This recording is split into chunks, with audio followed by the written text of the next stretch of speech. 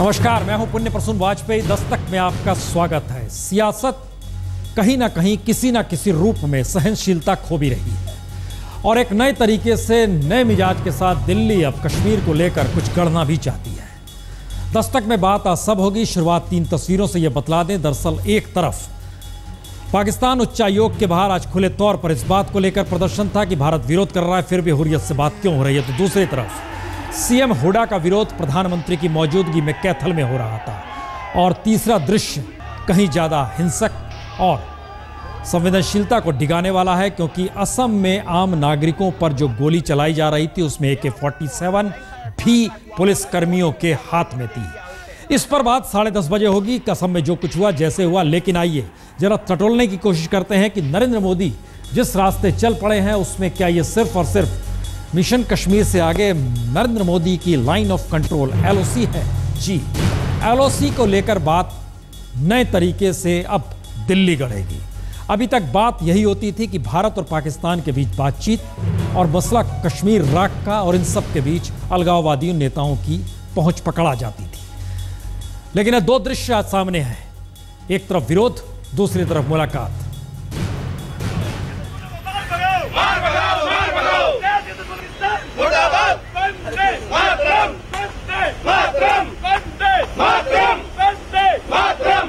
भारत ने विरोध जताया था, बावजूद इसके पाकिस्तान के उच्चायुक्त ने मुलाकात का सिलसिला जारी रखा और आज अलगाववादी 3 नेताओं से मुलाकात की। कल शब्बीर शाह से मुलाकात की थी, आज 2 और नेताओं से 3 नेताओं से आज और मुलाकात। इस सिलसिले का मतलब क्या है? दरअसल ये एक ऐसी राजनीति है जिसमें पहली बार दिल्ली कश्मीर को लेकर नहीं बल्कि पाकिस्तान को भी संदेश देना चाहती है कि ये रास्ता जो बना था वो रास्ता बदलना पड़ेगा। और बदलने के लिए जिस रास्ते पर अब Narendra Modi line of control खींच रहे हैं उसका मतलब बहुत साफ है। 1993 में बनी हुर्रियत कॉन्फ्रेंस दिल्ली में बेमानी हो गई है। वक्त बदल चुका है। वाजपेयी के दौर में दिल्ली के नॉर्थ ब्लॉक तक हुर्रियत नेता पहुंचे थे और डिप्टी PM लाल कृष्ण आडवाणी से मुलाकात भी की थी। वहीं मनमोहन सिंह के दौर में हुर्रियत को पाकिस्तान जाने का वीजा दिया गया था और अमन सेतु से मुजफ्फराबाद के रास्ते अलगाववादी निकल पड़े। लेकिन 2014 में मोदी सरकार को किसी भी हालत में हुर्रियत कॉन्फ्रेंस या कश्मीर के अलगाववादी बर्दाश्त नहीं है। तो क्या पहली बार भारत ने कश्मीर को लेकर हुर्रियत का दरवाजा हमेशा हमेशा के लिए बंद करने का फैसला लिया है और आने वाले वक्त में भारत पाकिस्तान के बीच किसी भी बातचीत में कश्मीरी अलगाववादियों से कोई बातचीत नहीं होगी? कश्मीर को लेकर दिल्ली की परिभाषा बदल चुकी है। मोदी सरकार के नए रुख ने हुर्रियत नेताओं के लिए जहां खतरे की घंटी पैदा कर दी है, वहीं पर आने वाले समय के लिए उनके लिए एक बड़ी चुनौती भी। पाकिस्तान से बातचीत को लेकर इस नए हालात ने पहली बार 2 सवाल भी खड़े किए हैं। पहला, कश्मीर पाकिस्तान के साथ बातचीत में अब केंद्र नहीं रहेगा और दूसरा, भारत की प्राथमिकता पाकिस्तान से ज्यादा कश्मीर को लेकर दिल्ली की समझ साफ करने की है।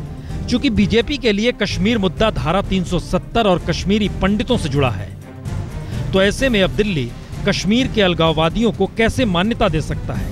क्योंकि 1989 में घाटी में बिगड़े हालात के बीच ही हुर्रियत बनने की नींव पड़ी थी और उसी दौर में कश्मीरी पंडितों को घाटी छोड़नी पड़ी थी। वहीं धारा 370 का विरोध तो नेहरू की कैबिनेट में रहते हुए जनसंघ के संस्थापक श्यामा प्रसाद मुखर्जी ने किया था। तो मोदी सरकार इस हकीकत को बाखूबी समझ रही है कि दरअसल बीजेपी जिस रास्ते चल निकली है उस रास्ते कश्मीर को लेकर हुर्रियत को मान्यता दी नहीं जा सकती और कश्मीर को लेकर जो मिजाज पाकिस्तान का है उसे भी पलटना जरूरी है। यानी 2 दशक के बाद पहली बार दिल्ली कश्मीर को लेकर अपने बदलने के खुले संकेत देने लगी है। अब सवाल पाकिस्तान का है कि वहां क्या होगा, जहां अभी तो नवाज शरीफ की सत्ता पर ही खतरा मंडरा रहा है। लेकिन कल अगर पाकिस्तान में कोई मजबूत सरकार आती है तो क्या दिल्ली और इस्लामाबाद के बीच के तार कश्मीर या कश्मीर के अलगाववादियों से होकर गुजरेंगे या फिर मोदी सरकार उसे अब सीधे चुनौती दे देगी? इंतजार इसके लिए करना होगा। यह सवाल वाकई बड़ा है क्योंकि कई अलग अलग प्रधानमंत्रियों के दौर में हुर्रियत की मौजूदगी रही, अब हुर्रियत खारिज किया जा चुका है। मसला सिर्फ इतना नहीं है, याद देखिए या ध्यान से देखिए तो बीजेपी की कश्मीर को लेकर नीति और इन सब के बीच संघ जिस लिहाज से धारा 370 का सवाल उठा और बड़ा अजीबोगरीब संयोग है, आज दिल्ली में एक तरफ उच्चायुक्त मिलने के लिए बेचैन थे हुर्रियत नेताओं से और दूसरी तरफ संघ की राष्ट्रीय कार्यकारिणी के सदस्य और जम्मू कश्मीर के मामलों को देखने वाले इंद्रेश कुमार खुले तौर पर दिल्ली में कॉन्स्टिट्यूशन क्लब में धारा 370 का मतलब समझा रहे थे। शिक्षा का नहीं, मत का नहीं, संपत्ति का कोई अधिकार नहीं है। आप भारत के नागरिक होंगे पर आप जम्मू कश्मीर के नागरिक नहीं हैं, इसलिए 370 नागरिकता के रूप में आपके मौलिक अधिकार, भारत के मौलिक अधिकारों, संविधान और जनता के ऊपर कुठाराघात करती है। क्या भारत के किसी एक हिस्से में उसके मौलिक अधिकार और संविधान पर इतनी क्रूरता से आघात होता है? क्या इसी को डेमोक्रेसी कहेंगे और प्रॉपर डेमोक्रेसी कहेंगे? इसी को सेकुलरिज्म कहेंगे क्या? इसी को कॉन्स्टिट्यूएंट के अनुसार चलना कहेंगे क्या हिंदुस्तान का? हमें आपसे कोई गुस्सा से नहीं है। अगर आप भारत और भारतीय से प्यार नहीं कर सकते, आप दुनिया में जहाँ रहना चाहते हैं, जहाँ जाना चाहते हैं, हम 5-7 ट्रक में आपका माल भरेंगे, 1 साल का पूरा राशन देंगे, स्वागत सम्मान करके मालाएं डालेंगे, गले मिलकर रोकर भेजेंगे तुम बिछड़ रहे हो, और सीमा के पार 1 करोड़ के चेक के साथ भेज देंगे। आप दुनिया में कहीं जाइए। ना यह संकेत है ना इशारा है। सरकार अपने इतिहास से बढ़ चुकी है। संघ परिवार अपने तरीके से देश के भीतर मुहिम शुरू कर चुका है, यानी कश्मीर को लेकर कोई भी बातचीत पाकिस्तान ना करे और कश्मीर का रास्ता नहीं बल्कि भारत पाकिस्तान के बीच बातचीत होगी। अब यहां पर सवाल खड़ा होता है कि आखिर आखिरी वक्त में 25 तारीख को विदेश सचिवों की बैठक होनी थी, उससे पहले किसने निर्णय लिया कि उच्चायुक्त मुलाकात करेंगे हुर्रियत नेताओं से? यह बात आई कहां से? दरअसल ये दाव नवाज शरीफ का ही था। रिपोर्ट देखिए।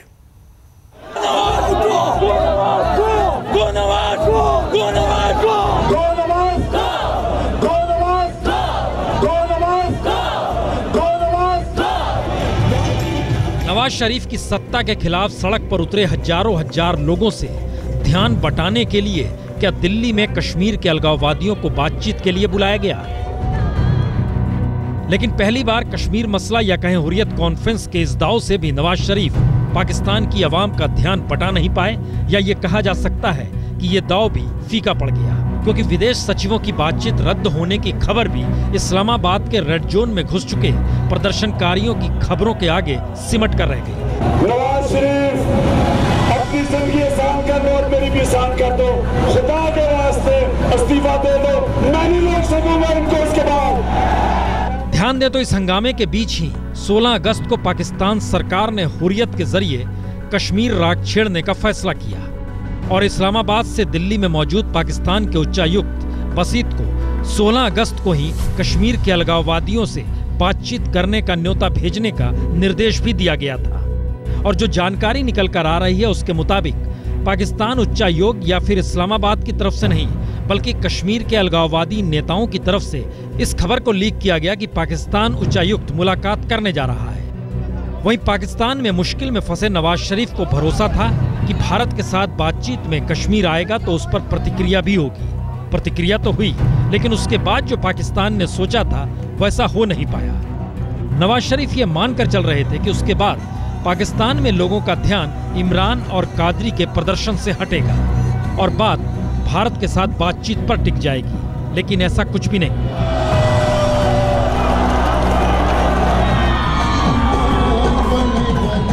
और इस प्रदर्शन की वजह से हो गया उल्टा। भारत ने प्रतिक्रिया देने में देर नहीं की और पाकिस्तान में मीडिया से लेकर किसी राजनीतिक दल ने इस मामले को तरजीह नहीं दी कि विदेश सचिव की मुलाकात कश्मीरी अलगाववादियों की वजह से भारत ने रद्द कर दी है। और ऐसे में अब नवाज शरीफ के सामने यह मुश्किल है कि वो कश्मीर को लेकर भारत से बातचीत करे या ना करे। जब ऐसा कुछ नहीं हुआ तो अब नवाज शरीफ के सामने 3 संकट हैं। पहला, क्या नवाज शरीफ की साख पाकिस्तान में खत्म हो चली है? दूसरा, क्या कश्मीर मामले को निजी राजनीति के लिए नवाज शरीफ सरकार ने इस्तेमाल किया? और तीसरा, क्या सेना और आईएसआई भी अब लॉन्ग मार्च को सफल बनाने में लग गई है? असल में खतरा नवाज शरीफ को तीसरे संकट से है, क्योंकि पहली बार आंदोलन के मैदान में ही इमरान खान बेखौफ होकर मंच पर चादर बिछाकर पाकिस्तान की सुबह के लिए अंधेरा कर सोने लगे और ये खतरे की घंटी नवाज शरीफ के लिए है। तो जो भी कहिए, लेकिन Narendra Modi line of control एक नए तरीके से भारत और पाकिस्तान के बीच कम से कम संवाद को लेकर बनाना चाहते हैं। लेकिन एक लक्ष्मण रेखा मिट रही है और एक नई परिस्थिति शुरू हो रही है लाइन ऑफ कंट्रोल के बाद। यह है नया दौर। नया दौर इस मायने में क्योंकि याद कीजिए चुनाव के वक्त कौन कौन निशाने में था हरियाणा के मद्देनजर। जमीन का मसला, रॉबर्ट वड्रा, हुड्डा सीधे निशाने पर थे। आज दरअसल कुरुक्षेत्र के कैथल में सरकारी कार्यक्रम था। बताएं उस सिलसिले को, पहले जरा 3-4 दृश्य देख लीजिए, बहुत कुछ समझ में आएगा। ये एक नया प्रेम है। सुरजेवाला जी को स्मृति चिन्ह भेंट करने के लिए हम आमंत्रित करते हैं।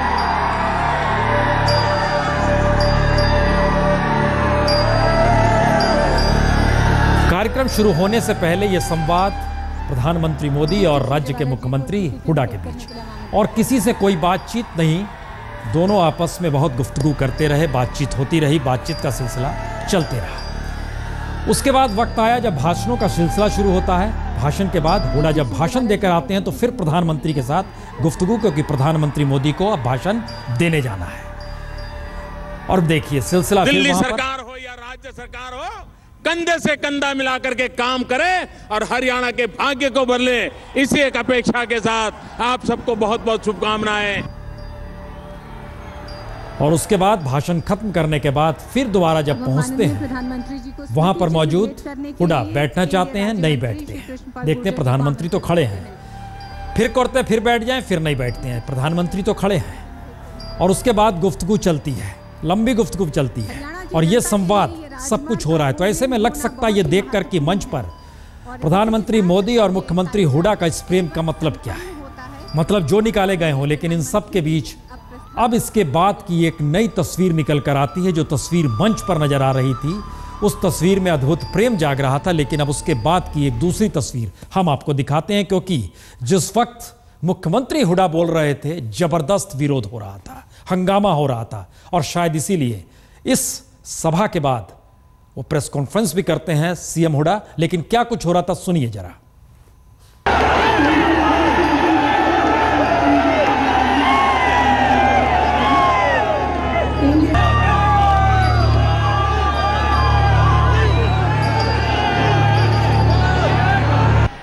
प्रधानमंत्री की हाजिरी में उस पद की गरिमा का घोर उल्लंघन किया है। भाजपा के जो टिक्कार्थी यहाँ जमा हुए थे, उन्होंने जिस किस्म से यह व्यवहार किया वो निंदनीय है। ये तो मैं एक प्रजातांत्रिक आदमी हूँ, पद की गरिमा रखने की वजह से ये कार्य किया। लेकिन अगर ये इनका ही रवैया ऐसा ही रहा तो आगे कोई भी प्रोजेक्ट का अगर शिलान्यास के लिए आएंगे प्रधानमंत्री या उनके मंत्री, मैं उसमें नहीं जाऊंगा। तो कांग्रेस ने आज 2 निर्णय लिए और दोनों निर्णयों के केंद्र में प्रधानमंत्री नरेंद्र मोदी।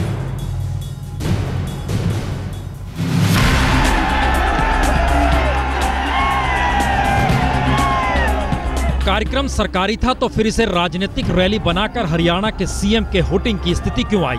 दरअसल कांग्रेस इससे इतनी आहत हो गई है कि उसने कांग्रेस के सभी मुख्यमंत्रियों को निर्देश दे दिया है कि जब भी उन्हें लगे कि प्रधानमंत्री के सरकारी कार्यक्रम को राजनीतिक रैली में तब्दील किया जा रहा है तो वो उस रैली में जाए ही नहीं। और अगर ऐसा होता है तो केंद्र राज्य संबंधों को लेकर शायद अब नया बखेड़ा प्रोटोकॉल का हो जाएगा। क्योंकि प्रधानमंत्री के किसी कार्यक्रम में अगर राज्य का सीएम शरीक नहीं होता है तो फिर ये प्रोटोकॉल के खिलाफ होगा। और सरकारी कार्यक्रम अगर राजनीतिक रैली में तब्दील हो जाए, जैसा आज हरियाणा के कैथल में हुआ, तो ये सरकारी कार्यक्रम का दुरुपयोग माना जाएगा। वहीं कांग्रेस ने एक दूसरे निर्णय में प्रधानमंत्री नरेंद्र मोदी पर व्यक्तिगत टीका टिप्पणी और व्यक्तिगत तीखे हमले करने पर रोक लगाने का भी आज फैसला किया है। खासतौर से अल्पसंख्यक समुदाय के प्रवक्ताओं, नेताओं और मीडिया पैनलिस्टों को बकायदा हिदायत दी गई है कि मोदी पर जुबानी हमला न करें, और अगर वो ऐसा करते हैं तो कांग्रेस उनके खिलाफ कड़ा रुख अपनाएगी।